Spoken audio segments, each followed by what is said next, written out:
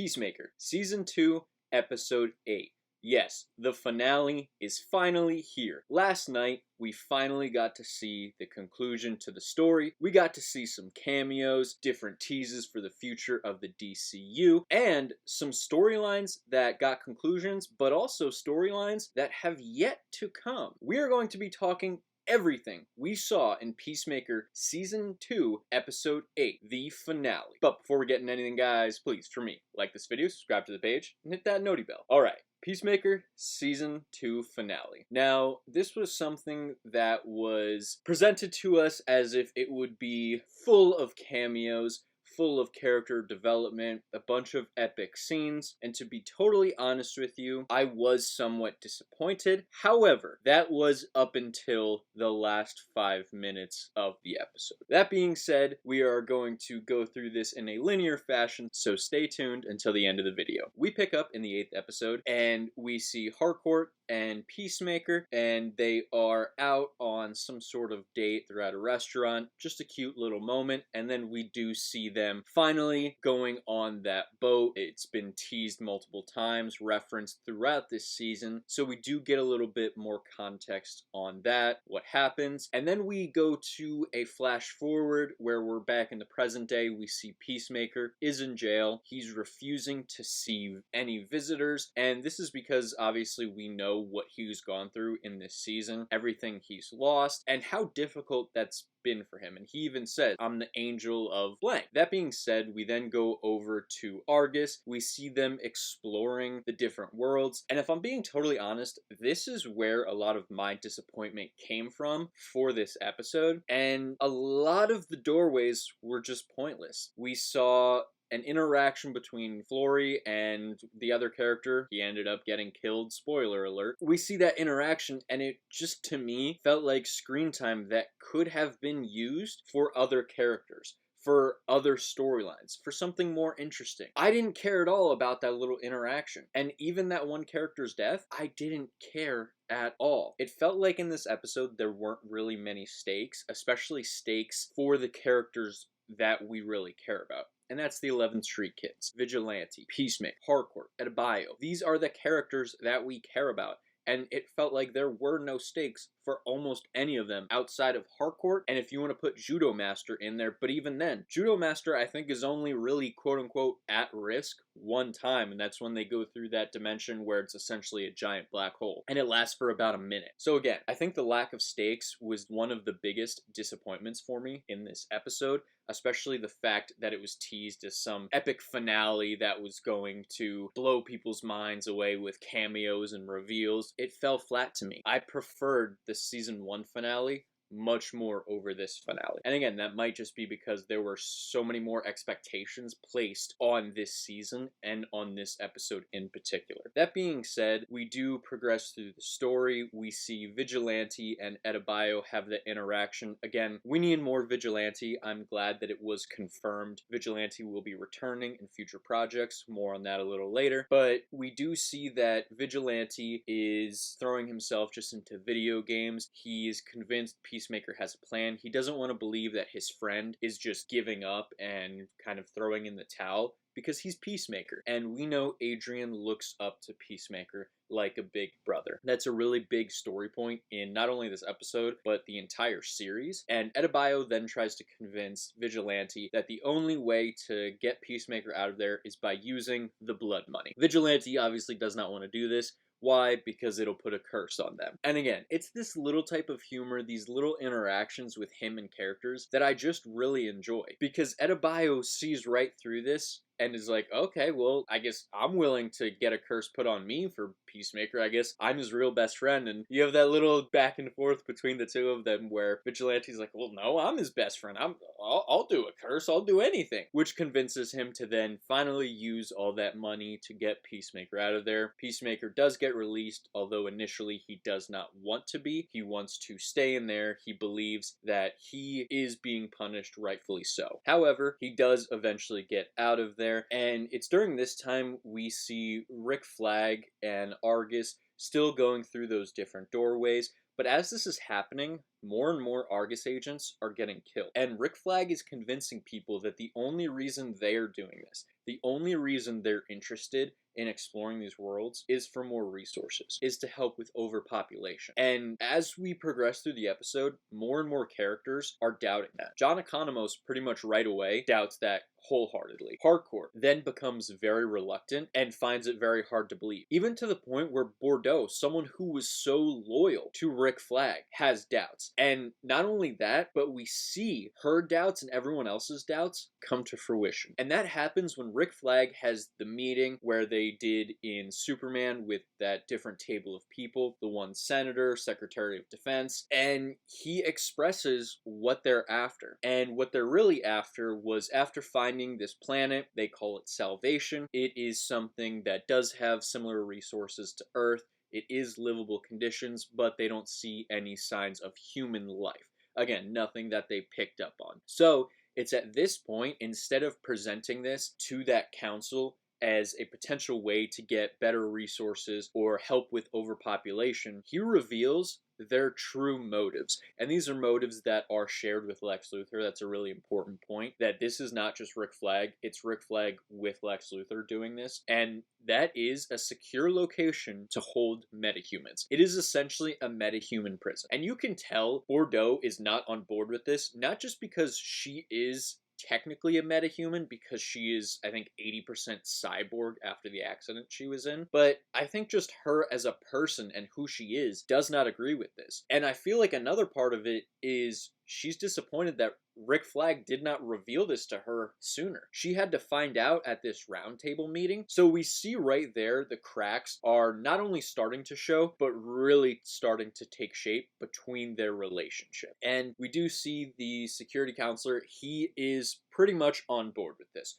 He likes the idea, especially after what happened in the Superman movie. A lot of people are reluctant about metahumans, even though the Justice Gang literally helped save a lot of people multiple times in that movie. But again, I digress. That is something that's always going to happen in superhero films, universes, is the public perception and the public being afraid in some way of what these characters can do. We do get a really cool mention of not only Belle Reve, which we've seen, heard, but also Arkham Asylum. And again, that's just further world building. Now, I would have preferred a really cool cameo from, let's say, the Caped Crusader, or maybe even a Commissioner Gordon. That would have been really awesome. Again, maybe to help showcase the troubles that Arkham or Gotham City has been having. Unfortunately, I do understand why they didn't do that. However, they definitely could have, and it would have been amazing.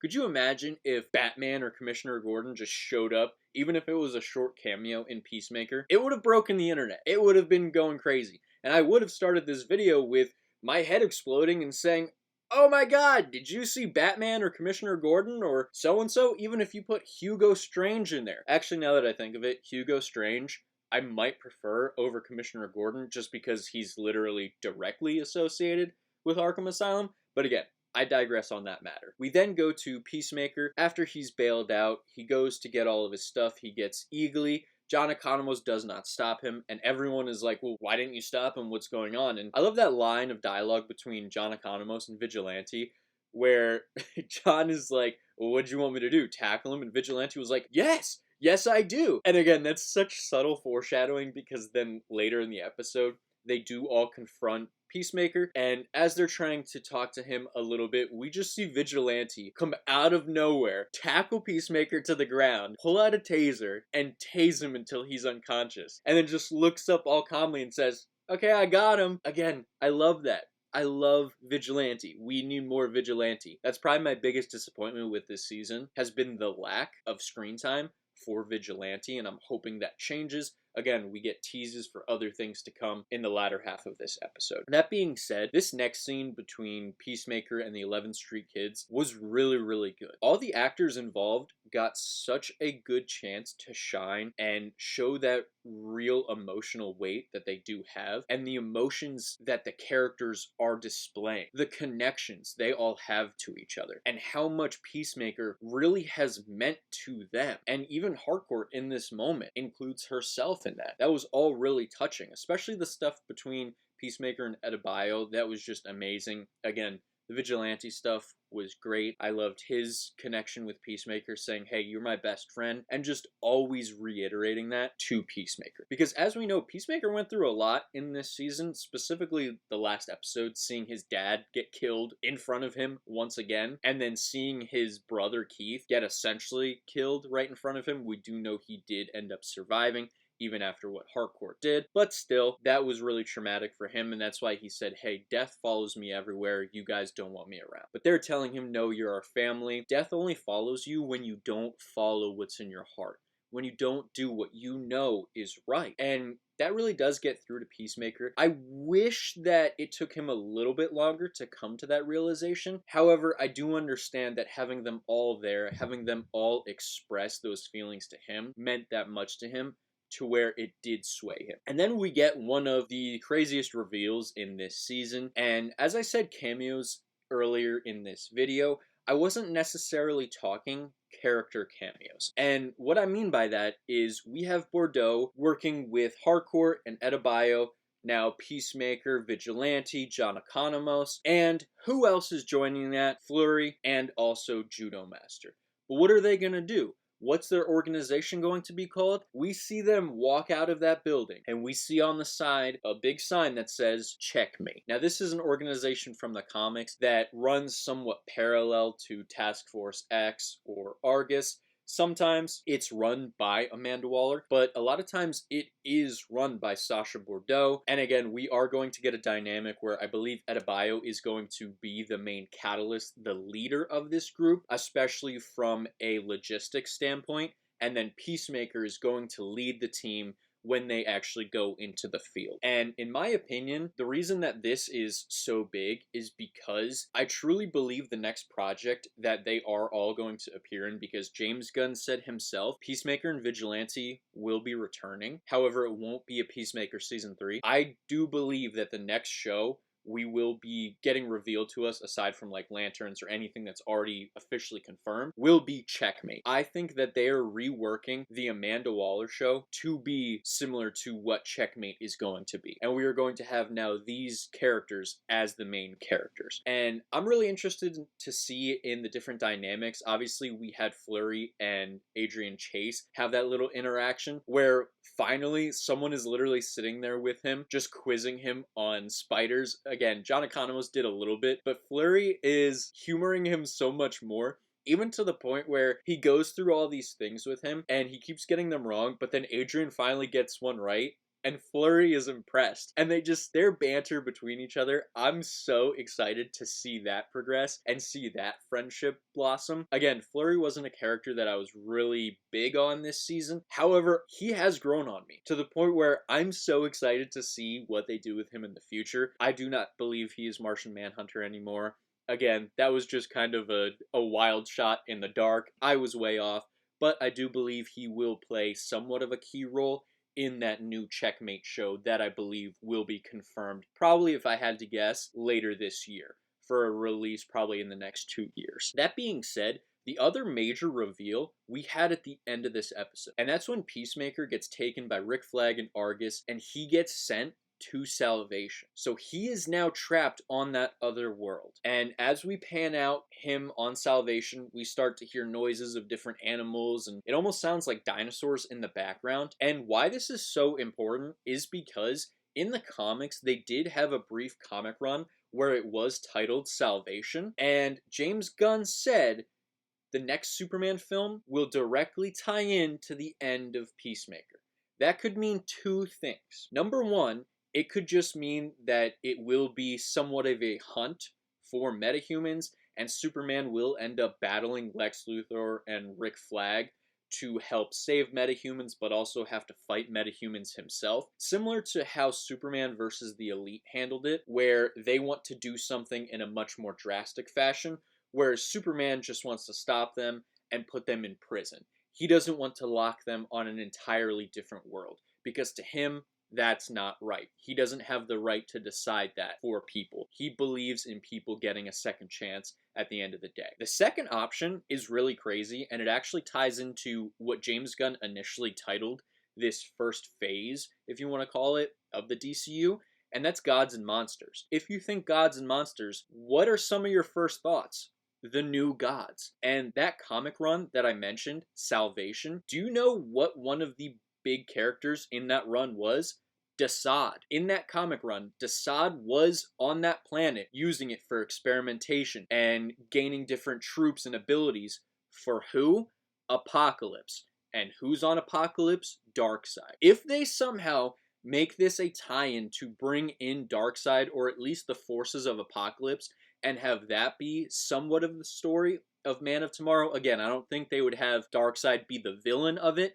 However, if it's the forces of Apocalypse or something along those lines, I think that would be absolutely amazing, and I think a lot of people would really, really love it. But let me know what all of you think. Did you enjoy the finale? Were you satisfied with the cameos? What do you think is going to happen in Superman Man of Tomorrow? And do you think there could be a Checkmate series? Let me know in the comments down below. And while you guys are down there, like this video, subscribe to the page, hit that noti bell, and I'll see all of you in the next video. Goodbye.